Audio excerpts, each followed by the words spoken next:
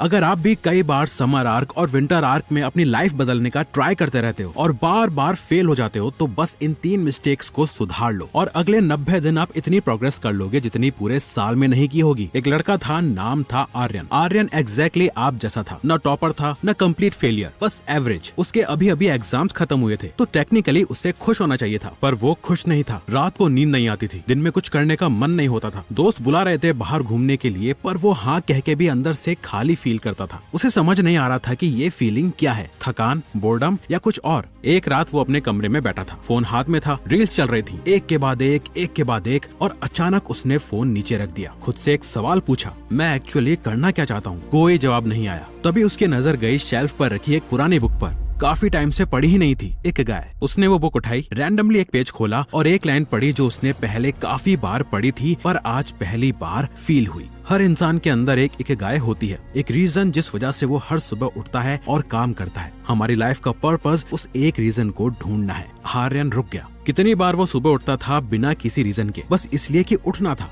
कोई पर्पस नहीं, कोई डायरेक्शन नहीं, बस एक और दिन। और उसी रात उसने डिसाइड किया कि ये समर्स अलग होंगे। पर शुरू करने से पहले उसने 3 गलतियां समझी जो हर साल उसके समर्स बर्बाद करती थी। Dopamine planning. आर्यन ने पहला काम किया जो हम सब करते हैं, एक प्लान बनाया। 5 बजे उठना, जिम, पढ़ाई, स्किल बिल्डिंग, जर्नलिंग, सब कुछ। एक ब्यूटीफुल टाइम टेबल जो नोटबुक के 2 पूरे पेजेस ले गया। और प्लान लिखते वक्त अंदर से एक अजीब खुशी आई, एक एक्साइटमेंट, अब सब ठीक हो जाएगा। पर ये खुशी एक ट्रैप थी। थिंक एंड ग्रो रिच में नेपोलियन हिल ने लिखा है, डिजायर और विशफुल थिंकिंग में एक बहुत बड़ा फर्क होता है। डिजायर पेनफुल होता है, इसे कहीं से देख के या सोच के पाया नहीं जाता। ये अंदर से आता है। ये कोई सपना नहीं है जो आपने एक रात सोते हुए देखा था। ये वो सपना है जो आपकी रातों की नींद उड़ा के रखता है। विशफुल थिंकिंग सिर्फ अच्छी लगती है, नोटबुक में सुंदर दिखती है, बिना कुछ किए डोपामिन देती है। और जब आप गोल लिखते हैं, आपका ब्रेन उस फ्यूचर को ऑलरेडी अचीव्ड समझ लेता है। रिवॉर्ड पहले, काम बाद में, और वही ड्राइव को मार देता है। आर्यन का पहला दिन ठीक गया, दूसरा दिन अलार्म स्नूज, तीसरे दिन नोटबुक बंद, और चौथे दिन वही पुरानी घिसी पिटी लाइफ। फर्क बस इतना था, इस बार गिल्ट भी था। सिंपल वर्ड्स में, प्लान बनाना और प्लान जीना 2 अलग चीजें हैं। पर ये सिर्फ पहली गलती थी। दूसरी गलती और ज्यादा डेंजरस थी, द ऑल और नथिंग ट्रैप। आर्यन ने सोचा, प्लान फेल हुआ तो कोई बात नहीं, इस बार और अग्रेसिव हो जाता हूँ। कल से बिल्कुल नया आर्यन, पूरी लाइफ एक दिन में बदल देता हूँ। और यही उसकी दूसरी गलती थी। वो लड़का जो रात को 2 बजे तक फोन चलाता था, वो अचानक 5 बजे उठना चाहता था। वो जिसने महीनों से कोई फिजिकल एक्टिविटी नहीं की थी, वो एक दिन में 2 घंटे जिम करना चाहता था। वो जिसका फोकस सिर्फ रील्स पर था, वो सडनली 4 घंटे डीप वर्क करना चाहता था। और तीसरे दिन बॉडी ने जवाब दे दिया, दिमाग ने सरेंडर कर दिया। इसका एक नाम है साइकोलॉजी में, होम्योस्टैसिस। आपका सिस्टम हमेशा अपनी पुरानी स्टेट में वापस जाना चाहता है। ये आपकी वीकनेस नहीं है, ये आपकी बायोलॉजी है। आपका ब्रेन सडन चेंज को थ्रेट की तरह रीड करता है, और जब थ्रेट फील होता है, वो सबसे इजी रास्ता ढूंढता है, वापस कंफर्ट जोन। एटॉमिक हैबिट्स में जेम्स क्लियर ने लिखा है, you don't rise to the level of your goals, you fall to the level of your systems. Aryan को समझ आया कि प्रॉब्लम विल पावर की नहीं थी, प्रॉब्लम सिस्टम की थी। वो एक दिन में पूरी लाइफ बदलना चाहता था, जबकि लाइफ एक एक छोटी हैबिट से बनती है, एक दिन में नहीं, एक डायरेक्शन में। सिंपल वर्ड्स में, ओवरनाइट ट्रांसफॉर्मेशन सिर्फ मूवीज में होती है। रियल लाइफ में चेंज इतना स्लो होता है कि आपको पता भी नहीं चलता।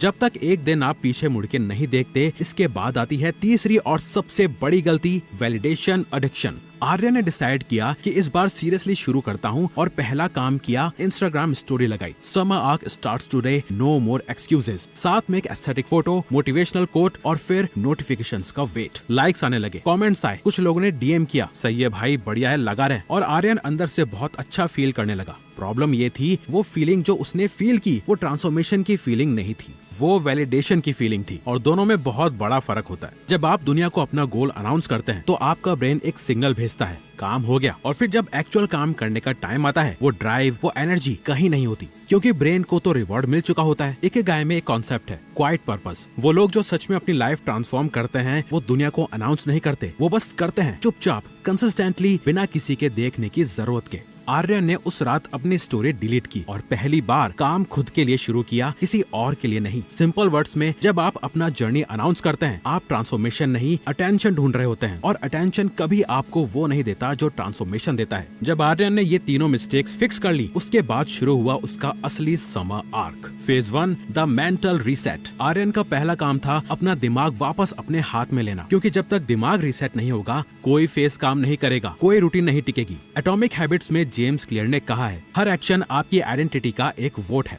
आर्यन ने डिसाइड किया अब वो सही चीज के लिए वोट करेगा। Kill the noise. पहले दिन आर्यन ने फोन उठाया और एक ऐप डिलीट करना शुरू किया। Instagram gone, reels gone, Snapchat, Reddit, x सब डिलीट। ये विल पावर नहीं थी, ये एनवायरमेंट डिजाइन था। एटॉमिक हैबिट्स का सबसे बड़ा लेसन यही है, अपने विल पावर पे मत रहो, अपना एनवायरमेंट चेंज करो। जब अटेंशन नहीं होगी तो आप आधी लड़ाई ऐसे ही जीत लोगे। सिंपल वर्ड्स में जो दिखेगा वही होगा, जो नहीं दिखेगा वो नहीं होगा। Boredom is the tool.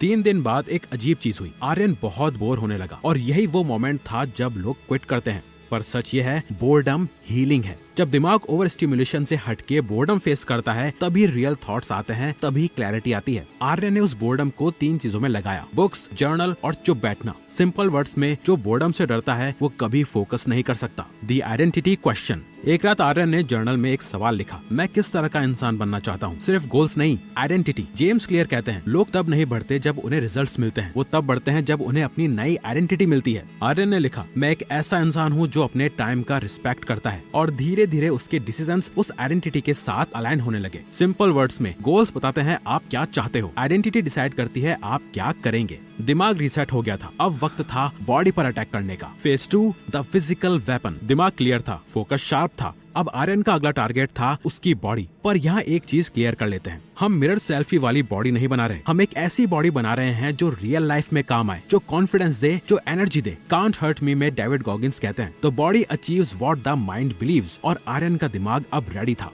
Start अगली। पहले दिन आर्यन जिम नहीं गया, कोई इक्विपमेंट नहीं, कोई मेंबरशिप नहीं, बस नीचे उतरा और पुशअप शुरू कर दी। फॉर्म परफेक्ट नहीं थी, स्टेमिना 0 था, 10 पुशअप्स में हाथ कांप रहे थे। पर उसने एक चीज समझी, परफेक्ट स्टार्ट का वेट करना सबसे बड़ा एक्सक्यूज है। गॉगिंस कहते हैं, don't wait for motivation, start ugly, start anyway. Simple words में पहला कदम बुरा होगा पर वही सबसे इम्पोर्टेंट होगा। The 40% rule. एक दिन आया जब आर्यन ने वर्कआउट के बीच में रुक जाना चाहा। बॉडी दर्द कर रही थी, मन बोल रहा था बस आज इतना काफी है। और तब उसे गॉगिंस का वो रूल याद आया, जब आपका दिमाग कहता है डन, हो गया, तब एक्चुअली सिर्फ 40% यूज हुआ होता है, 60% अभी भी बाकी है। आर्यन रुका नहीं, पुश करता रहा और उस एक डिसीजन ने उसकी लिमिट परमानेंटली बदल दी। बॉडी वेपन बन गई थी और सिर्फ एक चीज बाकी थी जो आर्यन को बाकी सबसे अलग करती है। Phase 3 build your asset. दिमाग रीसेट, बॉडी रेडी। अब आर्यन के पास एक सवाल था, ये सब किसके लिए कर रहा हूँ। तब उसने एक बार फिर इकिगाई उठाई, वो चीज ढूंढो जो आप अच्छे से कर सको, जो दुनिया को चाहिए और जो आपको अंदर से सेटिस्फाई करे। आर्यन को पता था उसे क्या करना है, बस शुरू करने की हिम्मत नहीं थी, पर अब थी। 1 स्किल, डीप प्रैक्टिस। आर्यन ने एक गलती नहीं की जो ज्यादातर लोग करते हैं, एक साथ कई चीजें सीखना। सिर्फ एक स्किल, सिर्फ एक डायरेक्शन, रोज थोड़ा थोड़ा कंसिस्टेंटली करने से असली ग्रोथ होती है। डीप वर्क बुक में कहा गया है, 1 घंटे का फोकस्ड काम 3 घंटे के डिस्ट्रैक्टेड काम से ज्यादा वैल्यूएबल है। पहले हफ्ते रिजल्ट्स नहीं आए, दूसरे हफ्ते थोड़ी क्लैरिटी आई, तीसरे हफ्ते कुछ बनना शुरू हो गया। वो जो भी सीख रहा था उसे अप्लाई करने लगा। छोटा आउटपुट, रोज बिना परफेक्शन का वेट किए। डीप वर्क कहता है रियल ग्रोथ तब होती है जब आप सिर्फ एब्जॉर्ब नहीं करते, प्रोड्यूस करते हैं। और धीरे धीरे वो पहला रियल वर्ल्ड एसेट बना रहा था, छोटा, रॉ पर रियल।